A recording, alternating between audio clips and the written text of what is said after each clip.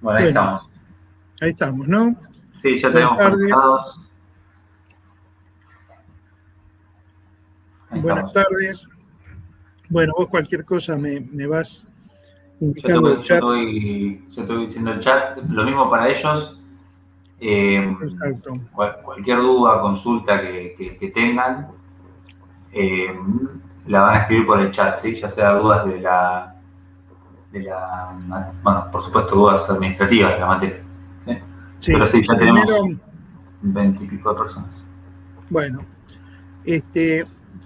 la clase de hoy vamos a revisar así por arriba un poco el concepto de contabilidad. Ustedes estuvieron trabajando con varios textos, con lo cual, nomás para dejar fijado nuestro punto, cuál es la posición donde nos paramos nosotros para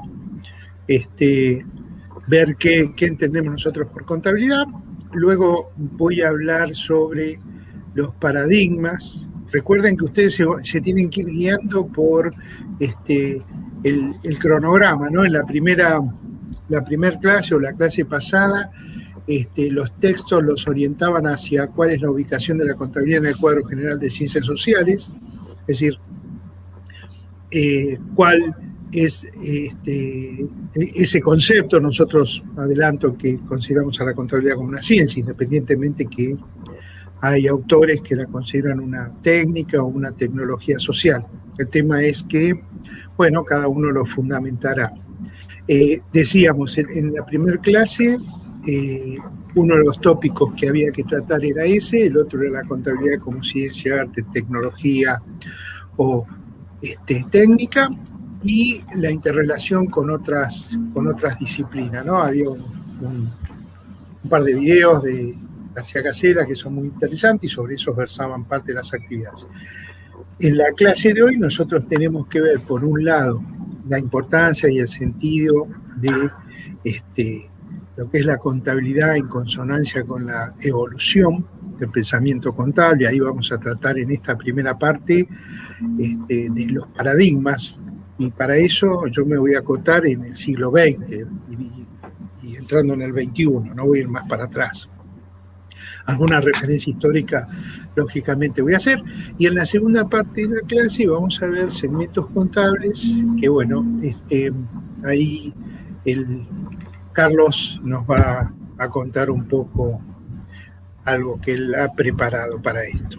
Entonces, en principio vamos a comenzar que para nosotros la contabilidad es un conocimiento científico, ¿no? Porque en general hay un sector de la doctrina contable que se inclina en ver a la contabilidad como un instrumento, como algo, nosotros decimos los tecnócratas, y entonces reducen el rol de la contabilidad más a la parte mecánica, al proceso, etc. Nosotros pensamos que la contabilidad es mucho más. De hecho, bueno, vamos a hablar de paradigmas, vamos a hablar de segmentos, es decir, áreas de la contabilidad, en donde el disparador de todo esto es ese trabajo muy bueno que hizo Casella, que refiere al universo del discurso contable, ¿no? Entonces, ¿por qué? Porque lo que es la clasificación, ustedes habrán visto,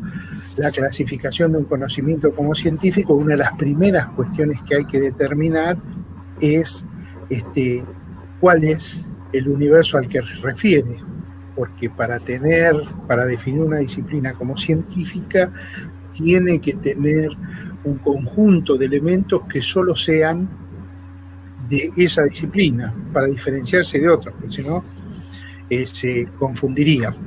En este caso, yo decía, García Casella hizo un brillante trabajo porque determinó una serie de elementos y justificó desde el punto de vista, o trabajando con un texto de Mario Bunge, que fue uno de los, o Bunge, que fue fallecido recientemente, uno de los epistemólogos más importantes que tuvo el mundo contemporáneo y posmoderno, amén de que era argentino, pero bueno, hacía muchos años se había radicado en Canadá. Entonces, Lógicamente, cuando yo digo la contabilidad como conocimiento científico, alguien puede decir, bueno, pero esto es nuevo. Y en realidad, hace más de 60 años o 70 años, o por ahí, en algunos casos, los autores italianos hace 100 años, que ellos observaban que la contabilidad era mucho más que una mera técnica. Entonces ahí siempre había una discusión. Indudablemente, aquellos que la ven como técnica refieren a la contabilidad como algo meramente instrumental. No es el caso, no es el lugar que le damos nosotros.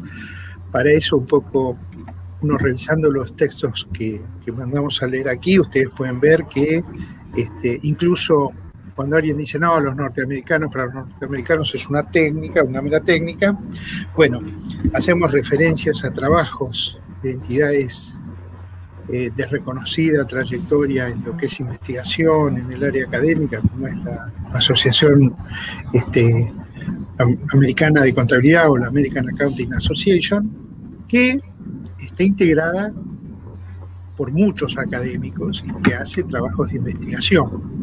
Ellos en su momento habían señalado, allá por la década del 60, ¿no?, que la contabilidad no tenía por qué limitarse a aspectos netamente monetarios, sino que en ningún lado decía eso, y que más allá de que en realidad quien apuesta a un mercado de capitales a lo mejor le resulta fácil, asequible trabajar con valores monetarios, pero la contabilidad no termina ahí.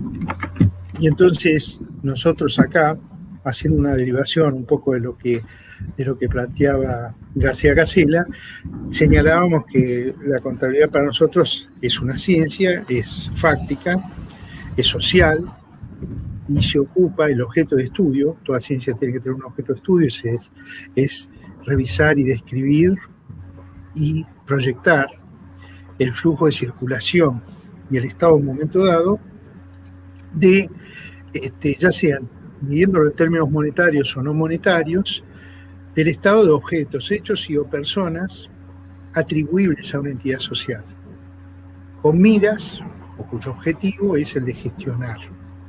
Esa es una derivación, decía García Casella. García Casella habla de metas organizacionales. Nosotros consideramos que dentro de lo que es gestionar incluye esta cuestión. Es importante que nosotros decimos que lo que hace la contabilidad es estudiar objetos, personas y hechos. Es decir, ahí tenemos un concepto amplio de contabilidad y no decimos propiedad de una entidad social, sino atribuibles a una entidad social. Es decir, por ejemplo, uno podría hacer una contabilidad de la Facultad de Ciencias Económicas y lo que uno a lo mejor quisiera reflejar, registrar, relevar, estudiar, es quizás sus estudiantes y profesores. Ahora, los profesores o estudiantes no son propiedad de la Facultad de Económicas. Sin embargo, podría ser que para gestionarle al decano o al rector necesite una contabilidad de los elementos que conforman la Facultad de Ciencias Económicas. Elementos humanos, o sea, en este caso personas, y podrían ser estudiantes, podrían ser no docentes, docentes, proveedores, clientes, en fin, una clasificación, y entonces uno trataría de ver cómo es ese clasificador y podría ser una contabilidad de personas. Y acá, digamos, ustedes habrán visto que García Casella habla del dominio, del discurso del universo contable. Y claro, nosotros ahí tenemos un enfoque restringido de la contabilidad, un enfoque de la contabilidad en sentido amplio.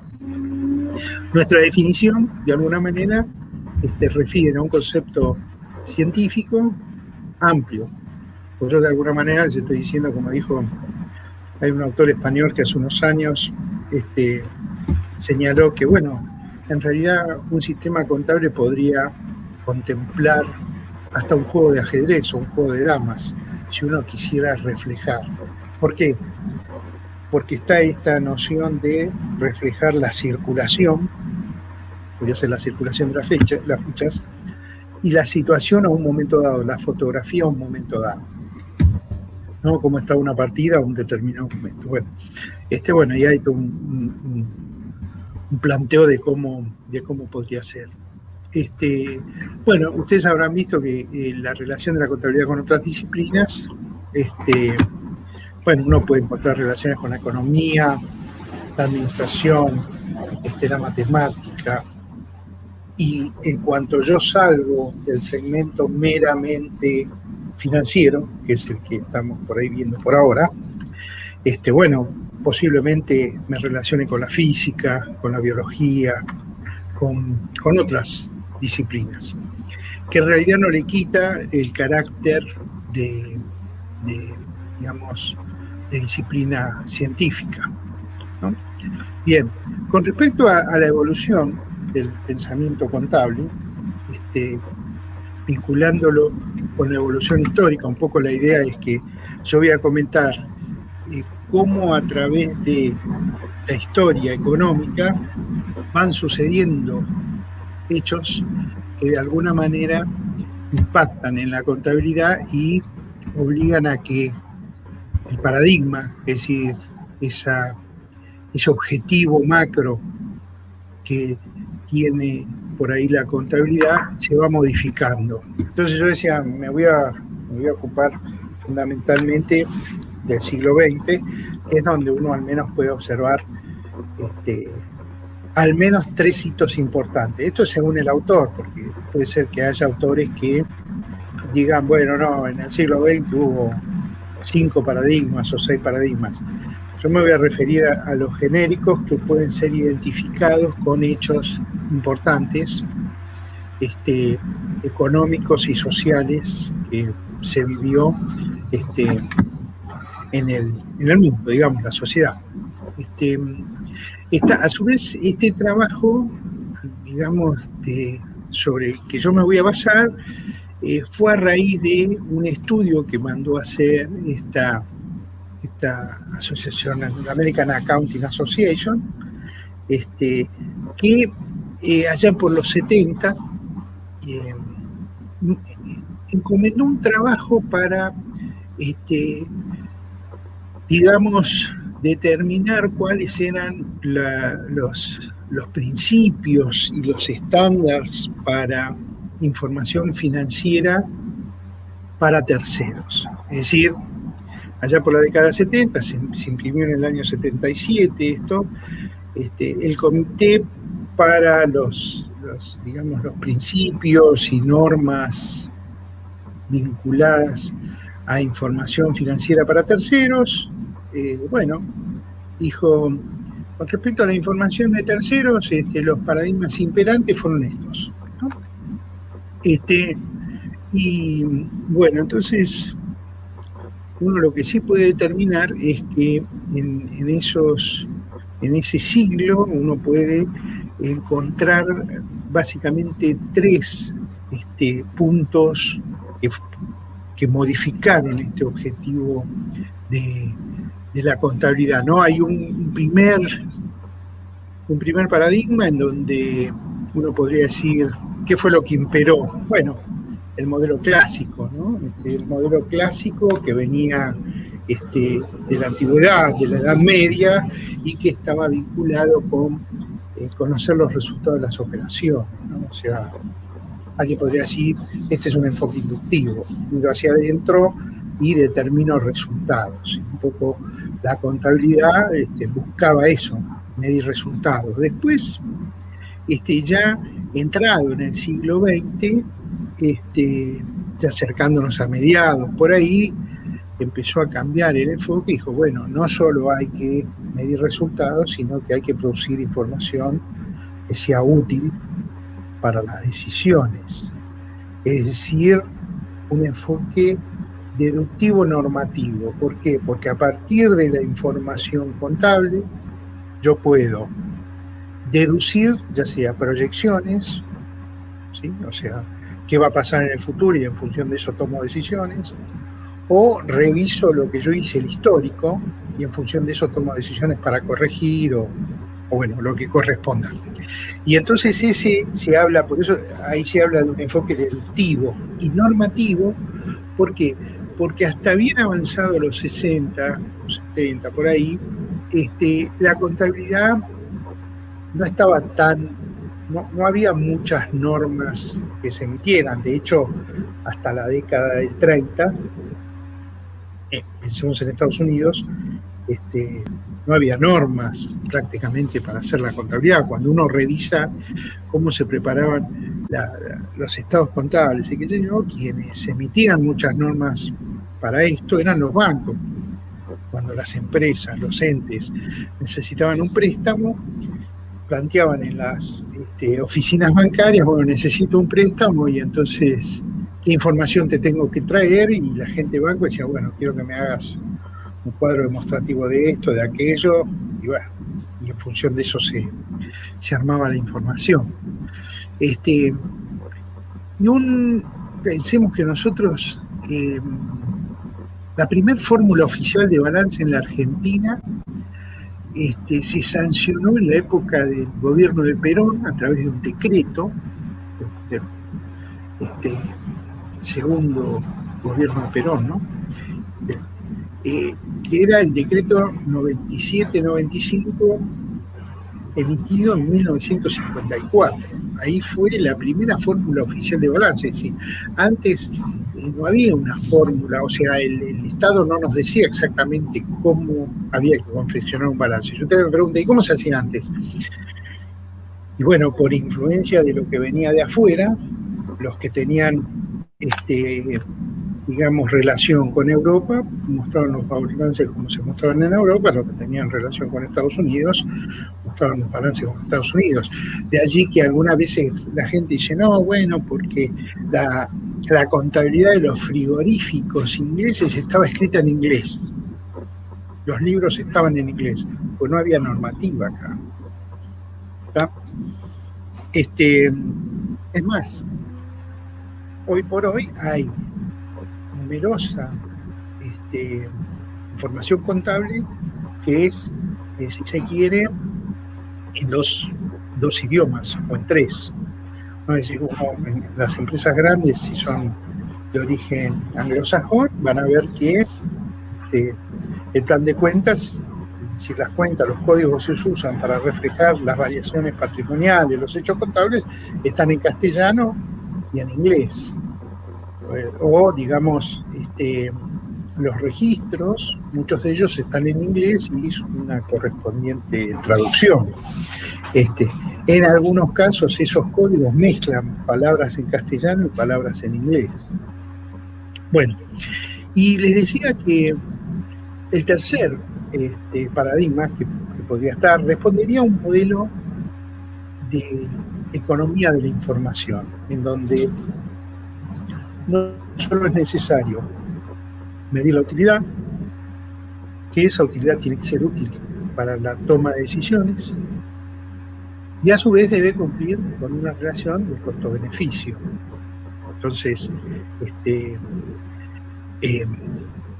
decir, pensemos que, digamos, en la medida en que se da un paradigma que va reemplazando al anterior, el nuevo paradigma absorbe lo que el anterior resolvía.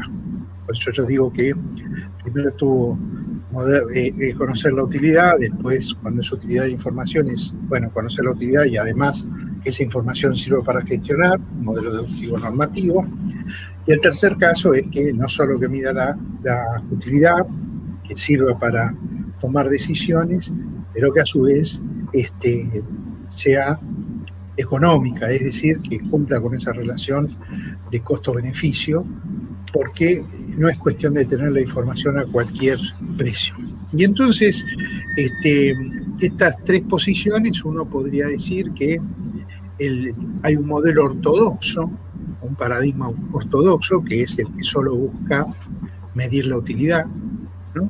Si uno piensa cuando alguien quería hacer sus registros contables en el siglo XIX, siglo XVII, XVI, que era lo que buscaba, y saber cuál era el resultado de la gestión. Después, a ese paradigma renovador, ese paradigma ortodoxo, que es el clásico, le sobreviene lo que se denomina el paradigma renovador, en donde aparece la necesidad de que la información sea útil para la toma de decisiones. Y luego, finalmente, el modelo justifica la información en tanto y en cuanto sea conveniente, vinculado al costo para obtener esa información. Eso es lo que hablamos de economía, ¿no? Indudablemente, cuando uno mira qué pasó durante el siglo XX,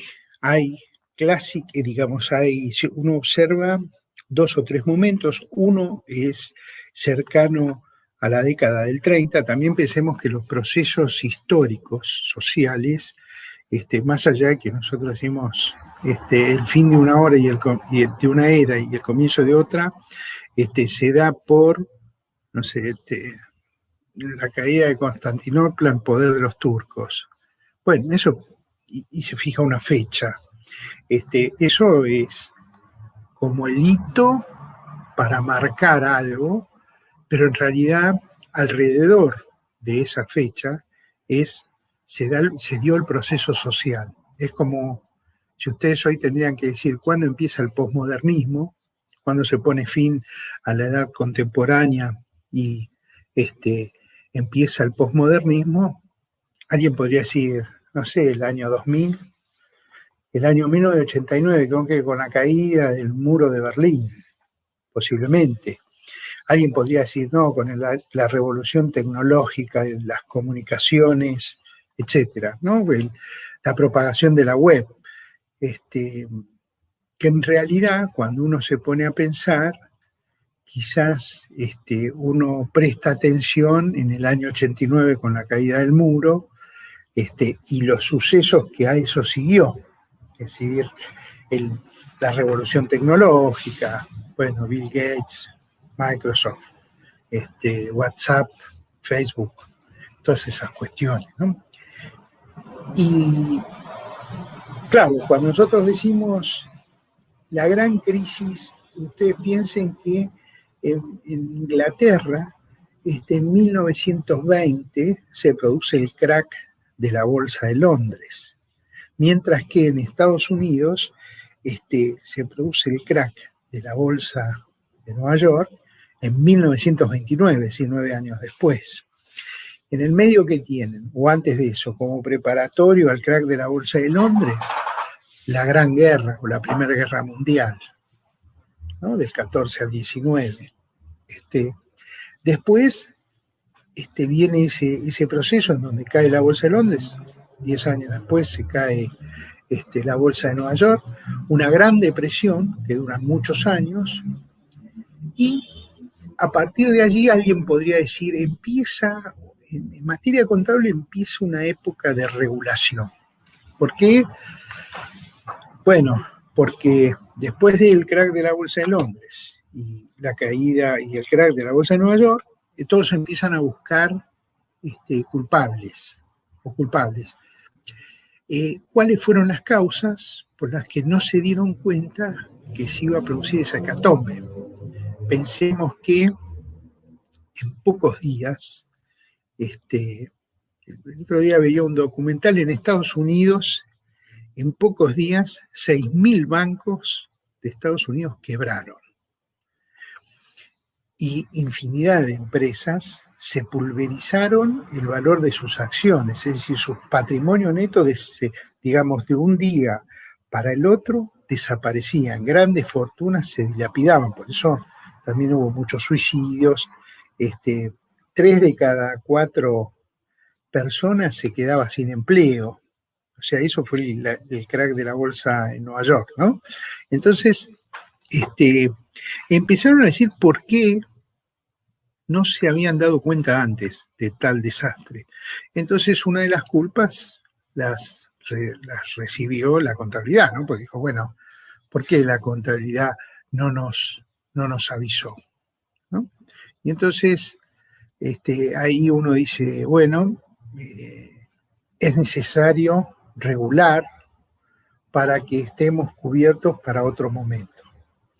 Ahí se da y por supuesto, ¿quién empieza a regular? Los europeos, por ejemplo, después del crack de la Bolsa de Londres, empezaron a indagar cuáles fueron las causas, y después de varios años, muchos años, pensemos que, por ejemplo, en el caso de Estados Unidos, después del 29, encomendaron a una comisión de expertos que analicen esto, y esa comisión de expertos se tomó como 7 u 8 años para concluir su informe, que era una encuesta de cuáles eran las prácticas que generalmente se usaban en todo Estados Unidos. Si todos los que hacían contabilidad, qué tipo de prácticas se utilizaban, porque no había nada establecido.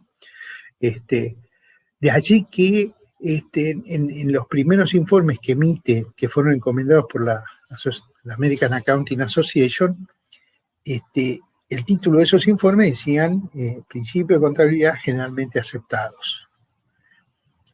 PCGA. De ahí quedó esa terminología que hacía referencia a cuáles eran las prácticas comunes o más comunes que aplicaban las entidades en Estados Unidos en la década del 30, hasta la década del 30. En función de eso, como dijeron cuáles son las más comunes, se seleccionaron y se empezaron a regular. Dijeron, bueno, para medir los inventarios hay que hacer esto, para medir los propiedad, planta y equipo esto otro, los pasivos hay que medirlos así, etc. Hay que exponer tal cosa. Cuando pasa una determinada situación, la información contable la tiene que comunicar, en fin. Y eso, cuando uno analiza, ¿qué pasa? Sucede tanto en Estados Unidos, que luego se va a dar origen a lo que es la escuela anglosajona, es una corriente de pensamiento y de forma de actuar, forma de ver a la contabilidad en un sentido, y en Europa tiene su hermana o prima, la corriente europea continental, en donde, ya les adelanto, ¿no? La corriente europea continental veía la contabilidad como una ciencia, y la escuela anglosajona, que no era solo Estados Unidos, Inglaterra, Alemania, la veían como una disciplina técnica. Y entonces, bueno, digamos, la regulación era diferente en un lado y en el otro. Les decía que ellos empezaron a emitir, estos bloques empezaron a emitir normas y de alguna manera influenciaban, se derramaba sobre América Latina. Tal es así que yo les decía, en 1954, por supuesto, Europa, después la década del 40, 39, sobreviene la Segunda Guerra Mundial, y mientras tanto, nosotros acá en Argentina aparece, por un lado, en el 54, la regulación esta de cómo era una fórmula oficial de balance, es decir, para exposición, cómo había que presentar un balance para terceros, y en el año 69, 1969, se aprueba por una asamblea de graduados los principios de contabilidad generalmente aceptados. Esto que le pasó a la Argentina pasó en toda América Latina, ¿no? Es decir, no es que nosotros nos quedamos atrás. De hecho, nosotros en contabilidad estábamos de entre los avanzados. O sea que nos acercamos a los años 70 con una evolución bastante interesante en el concepto de contabilidad y los objetivos que tenía la contabilidad. Desde al menos tres parámetros que uno puede identificar de este avance, que por un lado es la doctrina, es decir, la doctrina es la opinión de los autores.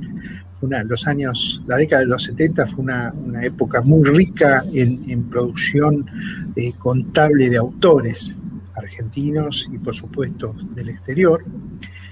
En los pronunciamientos, ya esto vinculado a Argentina, en los pronunciamientos de jornadas y congresos sobre contabilidad.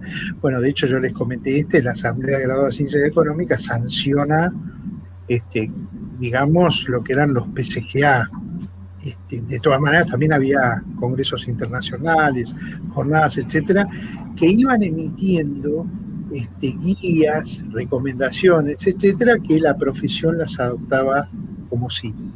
En esa época también, en todos estos congresos y jornadas, había una importante participación de los académicos, ¿no? Además de los prácticos.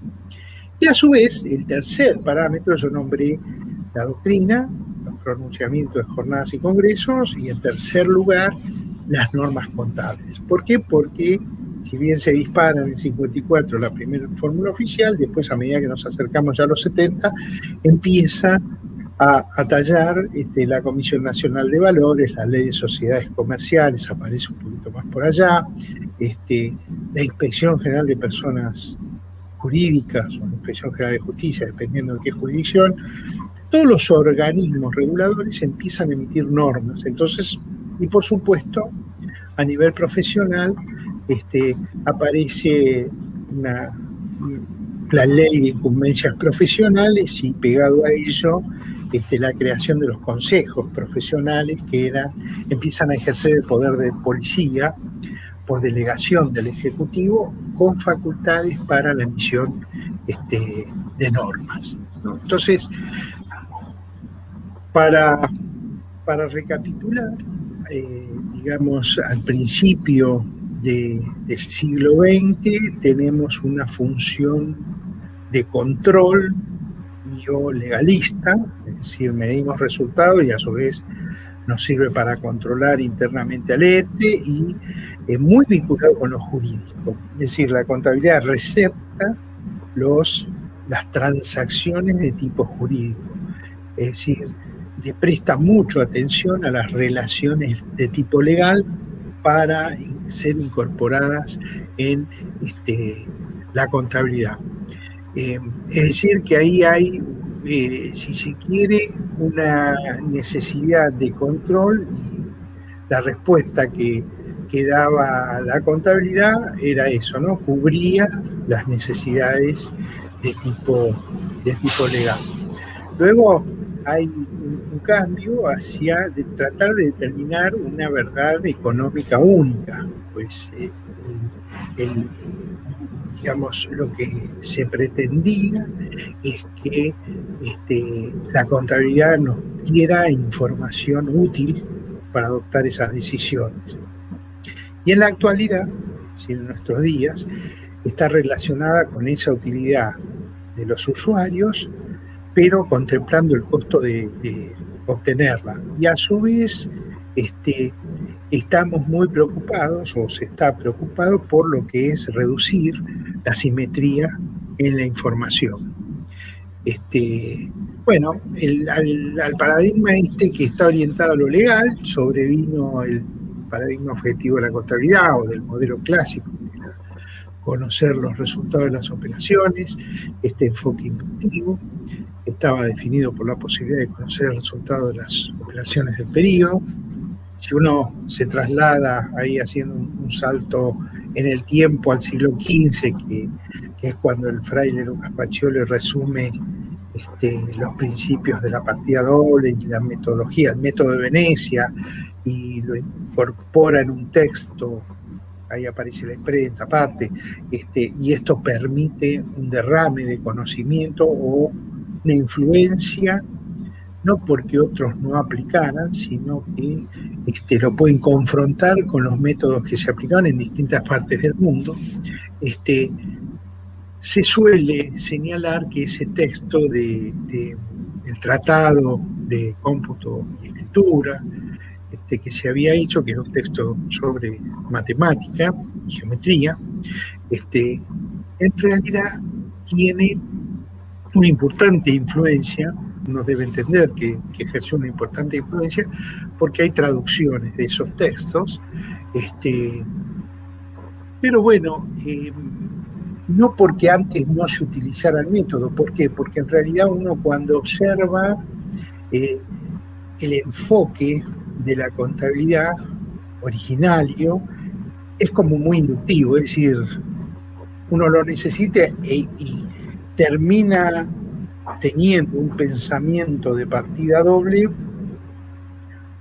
como un modelo, un modelo racional,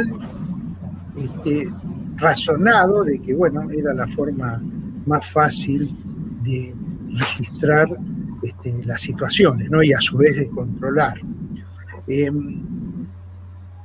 Uno en realidad observa que la partida doble que está recetada ahí se basa en una igualdad, ¿no? Entonces hay un modelo matemático que la sustenta, y eso permite que cada transacción que uno quiera reflejar muestra causa y efecto, y entonces hay como lleva intrínsecamente un control matemático para asegurar la corrección al menos de las cifras, ¿no? Es decir, si yo quiero modificar un elemento de la igualdad patrimonial, no puedo modificar uno solo, sino que al menos tengo que reflejar el impacto en algún otro lugar para que esa igualdad, luego de reflejado el hecho, siga manteniendo la relación de equilibrio, ¿no? Esto también se lo conoce como principio de dualidad. Uno, digamos, podríamos pensar nuevamente que la realidad de todos estos acontecimientos económicos, en la década del 30 lo golpeó un cachetazo a los pensadores de la contabilidad, que empezaron a opinar sobre la insuficiencia del objetivo contable.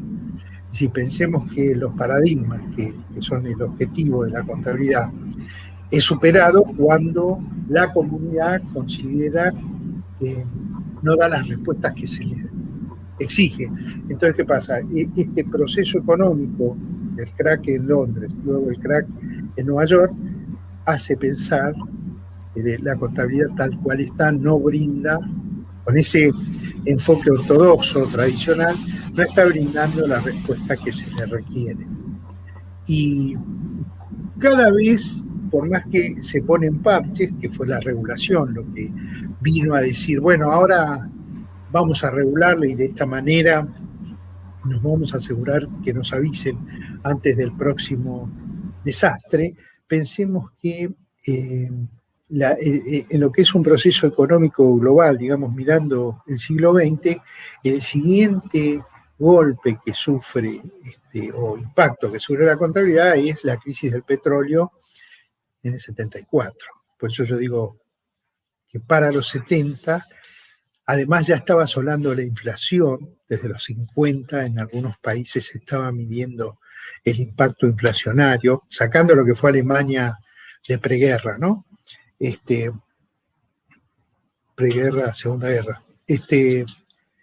La inflación empezó a asolar en todos los países, y en la década del 70, era un problema que se prolongó hasta, podríamos decir, los 80, y después, bueno, la mayoría de los países, excepto nosotros, lograron dominarla o ponerla, tenerla bajo control. Es decir, y entonces, ¿qué pasa? Nosotros decimos que ya en los años 60 había algunos autores que decían, bueno, la contabilidad, hay que ir hacia una contabilidad de eficiencia, es decir, hay que ir hacia una contabilidad que nos brinde información que sirva, ¿no? Ahí se empieza a desarrollar la contabilidad gerencial, que era para toma de decisiones, que era una contabilidad interna. Y entonces ahí empieza a ampliarse el enfoque contable y empieza a ver que hay otras posibilidades y otros usos de la contabilidad para abastecer o para cubrir la necesidad del usuario, ya sea interno o externo, ¿no? Y entonces ahí empieza a crecer esta cuestión de la contabilidad gerencial o contabilidad de eficiencia, que coincide entre los 60 y los 70, cuando hay un gran avance doctrinario, ¿no? Hay mucha producción. En esta época hay un grupo de autores, es decir, no es que antes no estaba, antes los autores estaban más relacionados,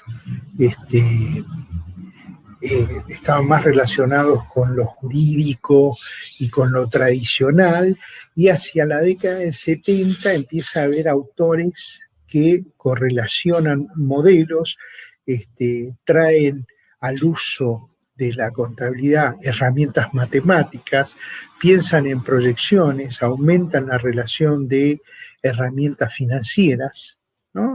Sin ir más lejos, pensemos que hasta hace unos 20, 30 años atrás, la forma de, en general, la contabilidad de distribuir intereses era a través del interés simple, o sea, una regla de tres simple. O sea, distribuía una carga de intereses en función de una proporción directa. ¿Por qué? Y porque trabajar con el concepto de interés compuesto implicaba un mayor cálculo, las computadoras, las calculadoras no lo tenían, uno tenía que manejar por ahí algunas herramientas financieras, y bueno, no estaba. Con el advenimiento de la tecnología, esto hizo que, bueno, todos tengan una planilla de cálculo que permite hacer esos cálculos fácilmente. Hasta hace muchos años se decía que la tasa de descuento era muy compleja determinarla, y entonces había ciertas formas de mediciones, por ejemplo, los activos o pasivos, los derechos de cobro, los derechos de pagos, con fecha de vencimiento en el futuro, se trabajaban de manera nominal. Entonces, si yo tenía que pagar algo cuyo vencimiento, supongamos, tenía que pagar 1.000.000 de pesos, me comprometía a pagar 1.000.000 de pesos en diciembre del 2022, la contabilidad informaba, supongamos, deudas a pagar, 1.000.000 de pesos. Informaba hoy 1.000.000 de pesos. Cuando en realidad alguien decía, che, 1.000.000 de pesos, la obligación de pagar 1.000.000 de pesos en diciembre del 2022, es decir, dentro de un año y 7 meses, 8 meses, no es lo mismo que pagar 1.000.000 de pesos hoy. Tendría que aplicarle un descuento y posiblemente 1.000.000 de pesos de diciembre del 2022 hoy represente, supongamos, 850.000 pesos. ¿Por qué? Sería muy fácil entender que si yo hoy tengo 850.000 pesos y los pongo en un banco a interés que se renueve, en un plazo fijo que se renueve cada 30 días, es posible que al cabo de un año y 8 o 9 meses, cuando llegue a diciembre del 2022, en vez de 850 tenga 960 o 970. Entonces era el razonamiento inverso. Entonces, ¿qué pasa? Todo el mundo entendía que la tasa de interés, que va desde un capital de hoy hacia adelante, la equivalente para traer un capital, un monto del futuro hacia hoy, que es la inversa del interés, es lo que se llama tasa de descuento. Bueno, en contabilidad uno dice, no, eso es muy complicado calcularla, porque no sé cuánto. Bueno, hoy todo el mundo la puede calcular, asistido con una planilla de cálculo, y hay tutoriales, bueno, un montón de cuestiones, ¿no? Entonces, bueno, la inflación un poco ya les comenté. Tenemos que pensar que la Primera Guerra, ¿no?, también genera un cambio social, porque empieza a cambiar el enfoque de las cosas. Yo también me animaría a decir que quizás esta pandemia, por el impacto global que tuvo, a lo mejor genera cambios en la contabilidad.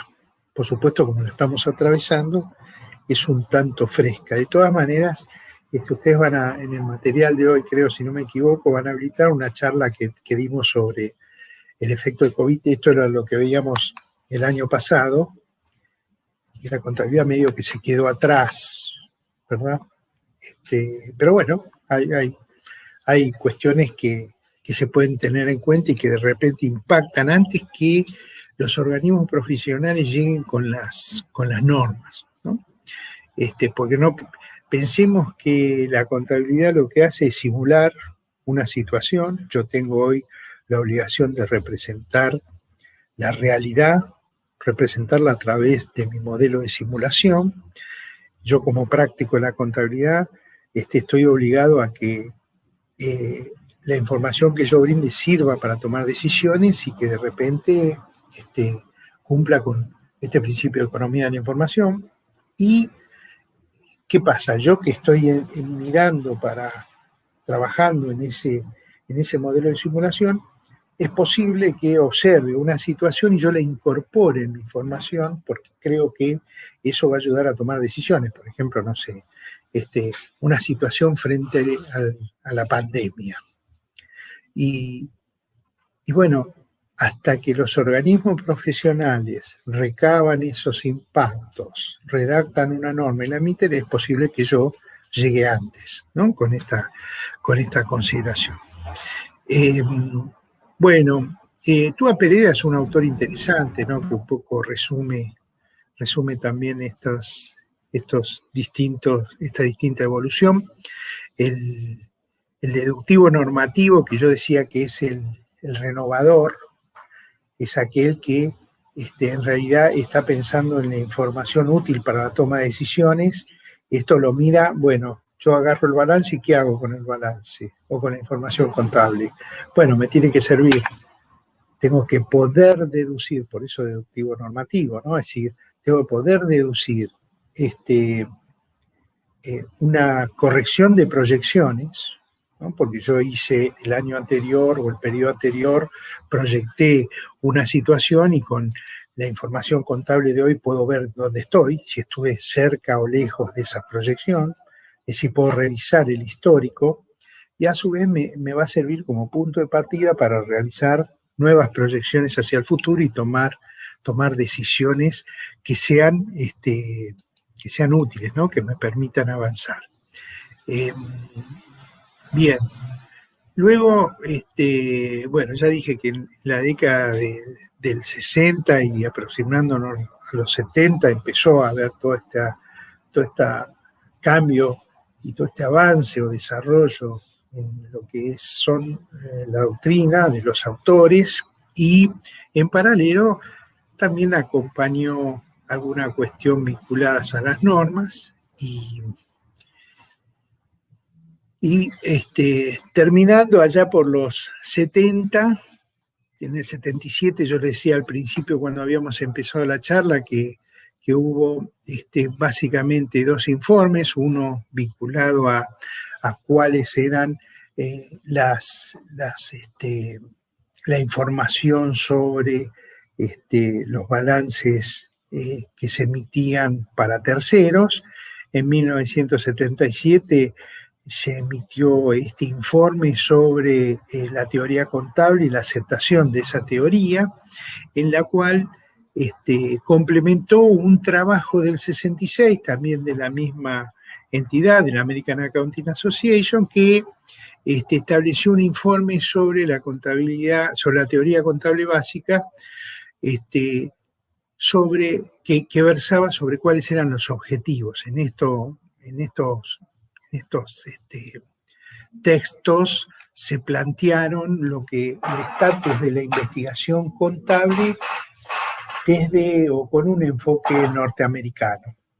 Así que bueno, un poco estamos con eso. Yo diría, en los años 70 apareció esta cuestión de un cambio del paradigma. Ya después, en los últimos años, aparece esta cuestión de la economía y se está trabajando en el paradigma. Si bien es cierto que el paradigma en realidad es paradigma imperante, porque a su vez, esto lo plantea García Casella, hay un enfoque donde habría múltiples paradigmas según mínimamente el segmento contable, que es el tema que ahora Carlos va a encarar. Y entonces, ¿por qué es importante esto? Bueno, esto es para fijarnos desde el punto de vista teórico cuáles son las bases o los fundamentos sobre los cuales vamos a desarrollar nuestra disciplina. ¿Qué pasa? Siglo XXI está habiendo muchos eventos. Yo al menos sostuve que es posible que ahora también se esté cambiando en este momento, porque estos dos hitos que fueron la crisis del 30 y la década del 70 como avicignando el problema que hubo con la crisis del petróleo y el impacto en contabilidad. Bueno, el fin de la era contemporánea y el comienzo del posmodernismo también está marcando algo que se está sumando a su vez a eso, la pandemia, como hecho social global, ¿no? Y entonces, casi con seguridad me animo a decir que todos aquellos eventos que a nivel socioeconómico impactaron a nivel global terminaron con un impacto en la contabilidad. Y entonces por eso, así como hace unos años antes de la pandemia yo decía el fin de la era contemporánea y el comienzo del posmodernismo está generando cambios en la contabilidad. De hecho, hay un mega cambio, un macro cambio, que es la universalización del discurso contable, porque hoy prácticamente impera como hegemónico un modelo contable que es el modelo internacional, y las especificidades locales que quisieron resistirse a eso, en realidad las pasó por arriba. Digo, por ejemplo, acá en Argentina se resistían a imponer, o digamos a implantar el modelo internacional, que son normas internacionales redactadas en otro continente, y bueno, lo demoraron, pero hoy ya está vigente. No solo eso, acá, digamos, a modo de resistencia se pretendió, bueno, vamos a mantener el modelo internacional y el modelo local. Pero resulta que con el modelo internacional contempla normas de determinado sentido, estas terminan impactando al resto. Entonces el modelo local, que tiene que ser, bueno, supongamos, por ahí más adelante lo vemos, revaluación técnica. Uno tiene la oportunidad de determinados bienes, por ejemplo, propiedad, planta y equipo, valorizarlos según una evaluación actual y no una evaluación histórica. Bueno, ¿qué pasaba? Acá en Argentina hacía muchos años esa práctica se había prohibido y ahora no estaba vigente. Cuando llegó el modelo internacional, una de las posibilidades que plantea para evaluar la propiedad, planta y equipo es poder utilizar una evaluación histórica o una evaluación corriente. Entonces, ¿qué hicieron acá? Localmente dijeron, bueno, no, hasta que llegó un momento que, claro, un empresario decía, escúchame, yo tengo dos empresas, una que cotiza en bolsa, entonces aplico el modelo internacional. Y ahí puedo valorizar mi propiedad, planta y equipo, valores actuales, valores corrientes. Después tengo una empresa, Arcor, ¿no? Una empresa chica que yo controlo, que esta que cotiza en bolsa controla, y como esta es una empresa chica, no puedo aplicar el modelo internacional, entonces tengo que aplicar el modelo local. En esta, yo los elementos de propiedad, planta y equipo, o sea, en Arcor, puedo aplicar, evaluar la propiedad, planta y equipo a valores corrientes. Y en el medanito que me produce una de las materias primas que yo uso, como es una pyme que está en Córdoba, no lo puedo usar.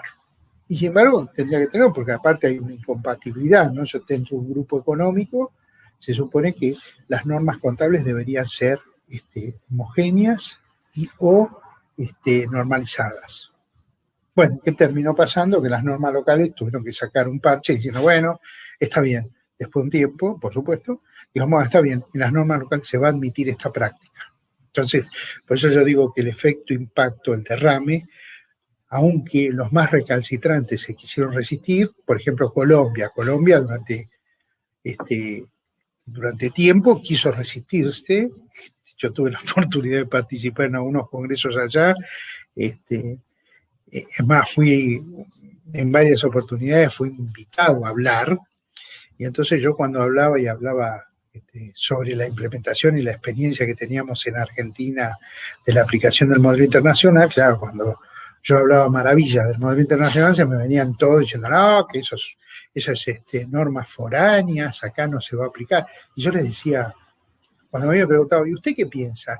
¿Que realmente se va a aplicar? Yo les decía, mire, yo les voy a contar una historia que de alguna manera la viví. Yo empecé a trabajar con normas internacionales en el 2013, sí, 13. Yo hice una maestría de contabilidad internacional en el 2009. A partir de ahí conocí todo esto y en el 2013 empecé a trabajar para reportes que iban a Europa, que allá empezaban a aplicar de manera pro forma, porque fue obligatorio a partir del 2005. O sea que nosotros, 2003, 2004, no, 2005, 2004 empecé a trabajar con normas internacionales, que era para reportar a Europa. Y entonces yo les decía, en ese momento, Estados Unidos decía, bueno, acá va a haber dos tipos de normas, las normas norteamericanas y las normas internacionales. Para las empresas que tenían que cotizar en Estados Unidos, las normas de Estados Unidos decían, bueno, usted si hace normas internacionales, usted tiene que hacer una nota reconciliatoria diciendo cómo eran sus resultados si aplica las normas norteamericanas. Al cabo de 2 o 3 años dijeron, bueno, si usted aplica normas internacionales, lo puede traer así al balance. O sea, sin necesidad de ningún cambio. Y al poco tiempo, el principal referente para uno de las Big Four, uno de los estudios internacionales, una de las firmas de auditoría más importante de origen norteamericano, salió a decir, el que era el CEO global, presidente global, salió a decir, bueno, allá por el 2008-2009, salió a decir, bueno, en realidad vamos hacia una convergencia de un solo grupo de normas, que iban a ser las normas internacionales. Entonces yo les decía esto a los colombianos, me decían, no, pero no puede ser, bla, bla. Bueno, después de unos años, Colombia entró de lleno y hace unos años ya Colombia aplica normas internacionales. Es decir, hoy hay más de 160 países en el globo que aplican normas internacionales. Entonces digo, ¿qué pasa? Antes de la pandemia, que era mi enfoque, ahí tenemos un cambio, que es la globalización produjo parte de este cambio de universalización del discurso por el modelo internacional, y la pandemia como hecho global de una importante significación seguramente va a terminar impactando en normas que, bueno, posiblemente durante este año surjan, o incluso en doctrina que se está escribiendo en estos momentos y que va a terminar impactando sobre al menos lo que es empresa en marcha, que es un concepto importante, y sobre exposición y qué necesidad o cómo hay que revisar la forma en que se comunican los resultados y los activos, etcétera, de toda entidad. Así que bueno, me estoy excediendo el tiempo, no le voy a dejar tiempo a Carlitos. Como siempre, Walton. Bien, Carlos, todo tuyo. Dos cosas. Voy a tomar un poco de agua porque estoy serio. Sí. Mientras vos charlabas, han pasado varias cosas en el canal, pero bueno, vayamos por partes.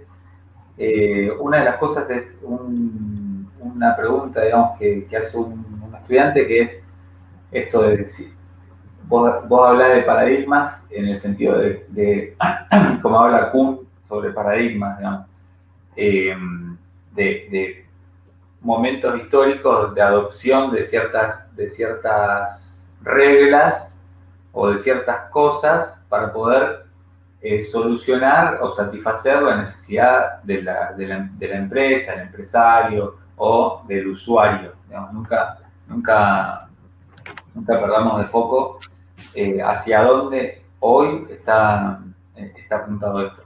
Lo mismo decía, digamos, capaz que ustedes lo relacionan bastante porque no sé, esta materia de teoría contable está muy pegada a la primera parte del CDC, que metodología de las ciencias sociales se habla de esto. Walter, paréntesis, te pido por favor que no leas los comentarios porque te vas a agarrar un odio tremendo.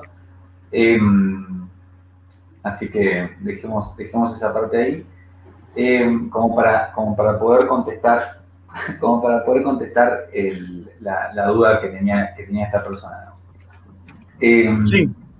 Y otro, digamos, sí, o sea, es un enfoque de un epistemólogo, o sea, ¿no? O sea, decir, bueno, veámoslo desde el lado de los paradigmas, veámoslo desde el lado de cómo solucionamos o cómo satisfacemos estas cosas que están, digamos, en este momento que estamos parados en la línea de tiempo, cómo satisfacemos la necesidad de esa información. Eso por un lado. Y después había un Octavio, que vamos a ir a resolver el caso, es que tenía una duda si la perspectiva, él decía, si el modelo de la perspectiva legalista, esto lo pregunto también, digamos, si el modelo de la perspectiva legalista del siglo XX precede al modelo clásico o, digamos, es parte del modelo clásico. Estaba preguntando Octavio, ¿no? Sí, claro. Sí.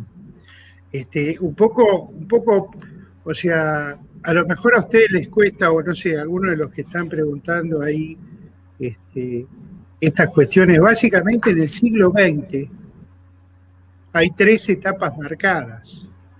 Este es un poco lo que yo señalé de entrada y lo vuelvo a repetir. El modelo ortodoxo es lo que apareció al principio, o sea, dentro del siglo XX. Ustedes tienen, desde antiguo, la contabilidad lo que hacía era solo reflejar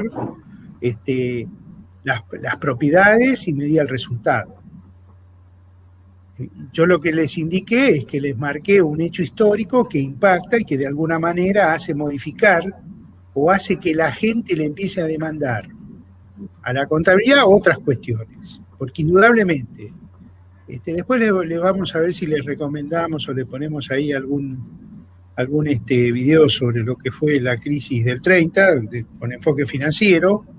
Si ustedes un día se levantan y ven que la acción de Apple vale $100 y al día siguiente vale 15 centavos de dólar, porque esa fue la relación, es decir, cuando uno habla de que se pulverizaron los valores de las acciones, se está hablando de pérdida de más del 90, 95, 98% del valor de la acción. Entonces, esto es como que mañana ustedes se levanten, si tienen idea de lo que vale un Bitcoin, le digan, che, el Bitcoin ahora vale $3. O sea que toda esa gente que invirtió, incluso la gente de Tesla, invirtió del día al día siguiente, pierden el 99,99% de su patrimonio. Esto fue lo que pasó en el 30. Ahora, lo que pasa es que a lo mejor ustedes no entienden cuáles son los procesos sociales de cómo se dan en una época que no existía Internet. Y por eso yo les ejemplifiqué que el crack de la bolsa de Londres, después hay que verlo en correlación con el crack de la bolsa en Nueva York, pero que pasó 9 años después. ¿Está? Es decir, las noticias, los procesos eran mucho más lentos.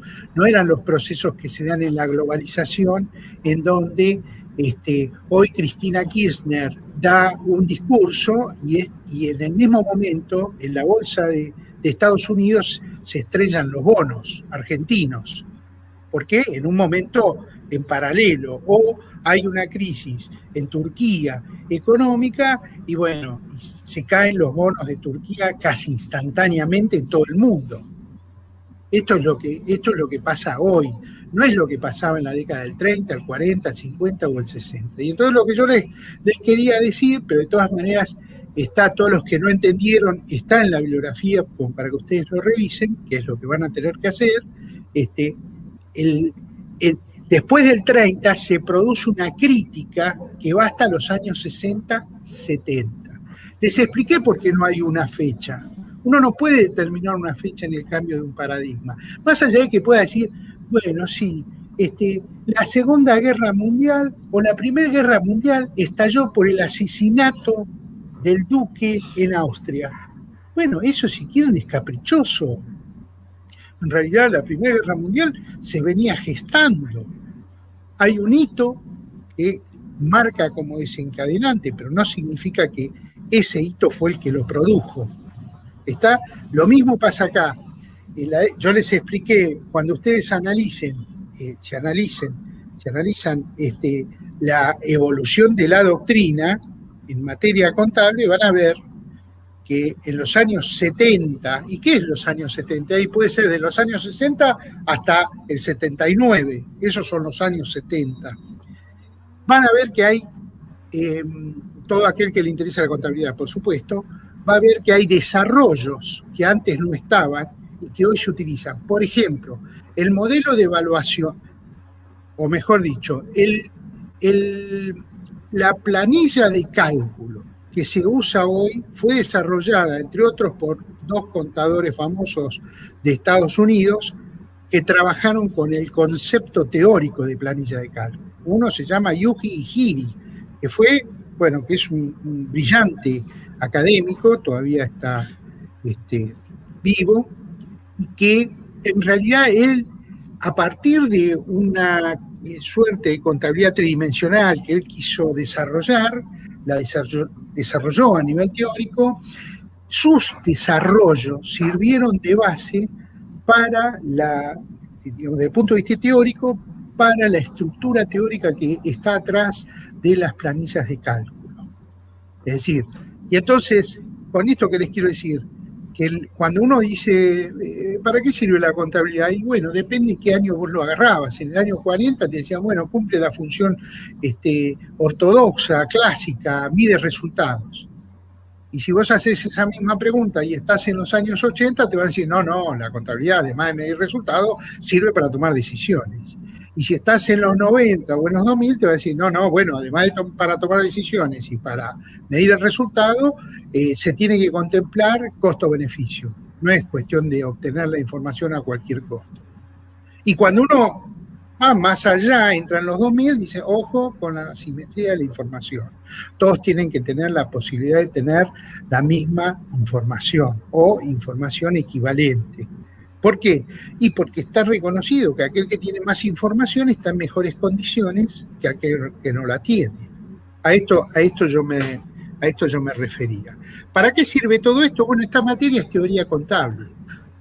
Es decir, el programa en la unidad 1 habla de paradigmas, entonces tenemos que ver paradigmas. No sé si satisface alguna de las preguntas que decían por ahí.